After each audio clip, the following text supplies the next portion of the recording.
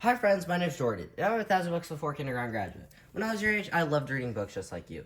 And guess what? Listening to this book today counts towards your 1,000 books before kindergarten challenge. If you like this book, you can watch and listen to it over and over again.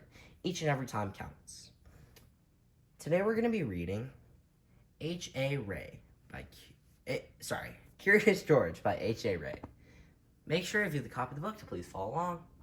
Let's get started. Curious George.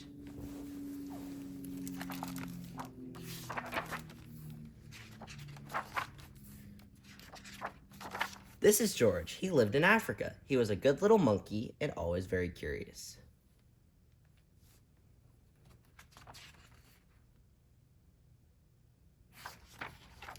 One day, George saw a man. He had on a large yellow straw hat. The man saw George too. What a nice little monkey, he thought. I would like to take him home with me. He put his hat on the ground, and of course, George was curious. He came down from the tree to look at that large yellow hat.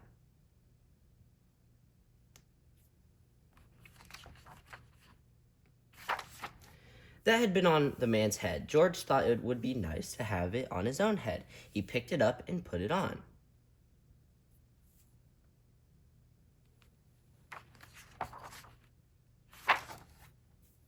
The hat covered George's head. He couldn't see. The man picked him up quickly and popped him into a bag.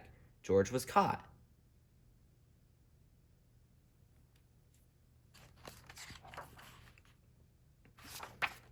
The man with the big yellow hat put George into a little boat, and a sailor rowed them both across the water to a big ship. George was sad, but he was still a little curious.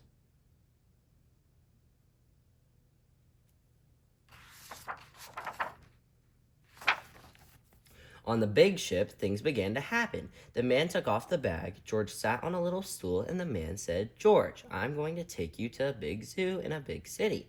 You will like it there. Now run along and play, but don't get into trouble. George promised to be good, but it is easy for little monkeys to forget.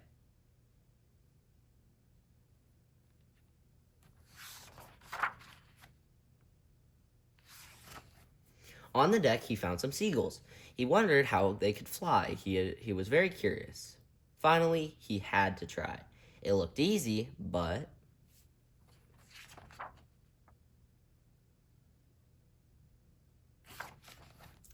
Oh, what happened? First this, and then this.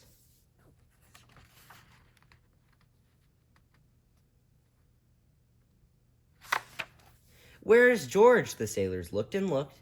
At last, they saw him struggling in the water and almost all tired out.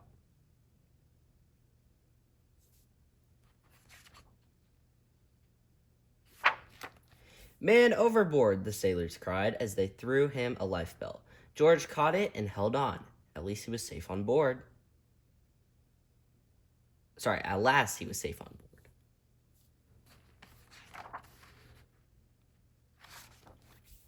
After that, George was more careful to be a good monkey until, at last, the long trip was over. George said goodbye to the kind sailors, and he and the man with the yellow hat walked off the ship onto the shore and into the city to the man's house.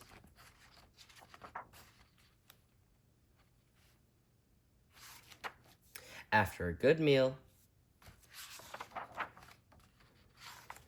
and a good pipe, George felt very tired.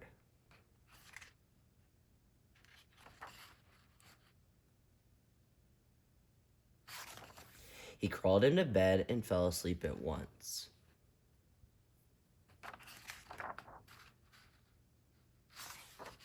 The next morning, the man telephoned the zoo. George watched him. He was fascinated. Then the man went away. George was curious. He wanted to telephone too. 1, 2, 3, 4, 5, 6, 7. What fun.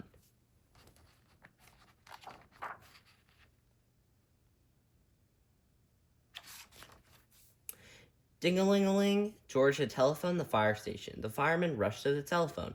Hello, hello, they said, but there was no answer. Then they looked for the signal on the big map that showed where the telephone call had come from.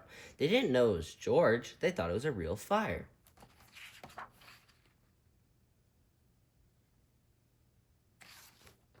Hurry, hurry, hurry! The firemen jumped on the fire engines and onto the hooks and ladders.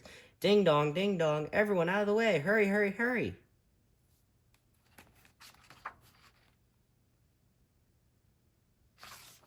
The firemen rushed into the house. They opened the door. No fire, only a little naughty little monkey.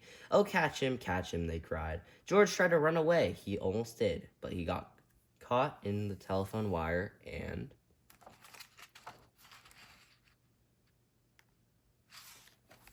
A thin fireman caught one arm, and the fat fireman caught the other. You fooled the fire department, they said. We will have to shut you up, where you can't do any more harm. They took him away and shut him in prison.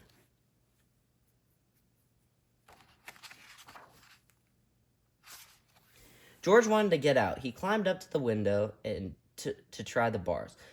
Just then, the watchman came in. He got on the wooden bed to catch George, but he was too big and heavy. The bed tipped up, the watchman fell over, and as quick as lightning, George ran out through the open door.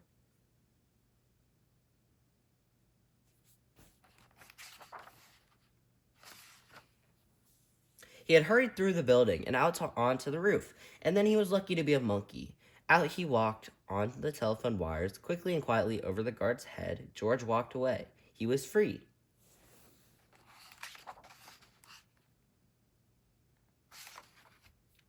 Down in the street, outside the prison wall, stood a balloon man. A little girl bought a balloon for her brother. George watched. He was curious again. He felt he must have a bright red balloon.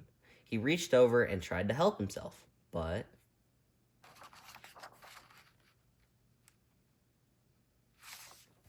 Instead of one balloon, the whole bunch broke loose, and in an instant, the wind whisked them all away, and with them went George, holding tight with both hands.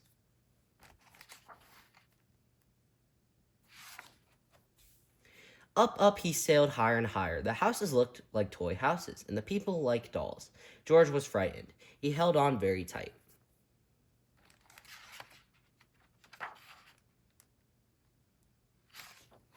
At first, the wind blew in great gusts. Then it quieted. Finally, it stopped, blowing altogether. George was very tired. Down he went, bump. On the top of a traffic light, everyone was surprised. The traffic got all mixed up. George didn't know what to do. And then he heard someone call, George. He looked down and saw his friend, the man with the big yellow hat.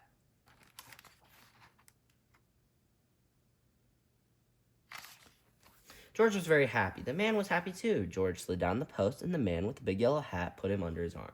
Then he paid for the balloon man for all the balloons, and then George and the man climbed into the car, and at last, away they went.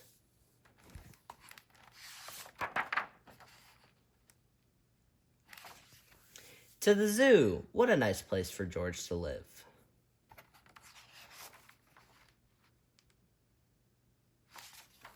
The end. Thank you guys so much for listening to Curious George, and please make sure to leave a comment down below to let us know how you like the book, and if there are future books that you would like us to read. Thank you guys for listening. Bye!